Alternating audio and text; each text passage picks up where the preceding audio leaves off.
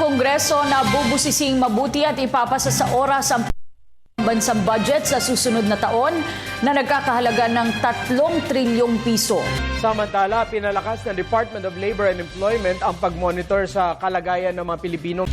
Samantala, Defense Secretary Volker Gasmin pinapurihan ang katapangan ng mga Filipino peacekeepers.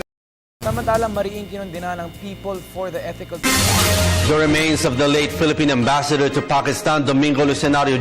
Samantala, mga paghahanda sakaling magkaroon ng sunog. Samantala, pinayuhan naman ng Commission on Elections ang mga botante na maagang alamin ang kanilang mga presinto.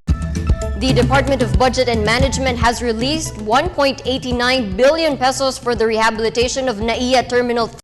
Senator Grace Poe called on telecommunications companies to provide free disaster alerts via text. Samantala, patuloy naman ang paikipag-ugnayan ng Department of Foreign Affairs sa ating konsulado sa Shanghai, China, kaugnay sa kalagayan ng isa nating kababayan.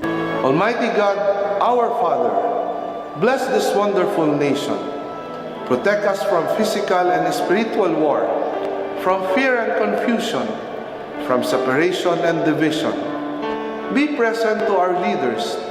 Give them wisdom and courage, affection and compassion, as they ponder decisions affecting peace of its people.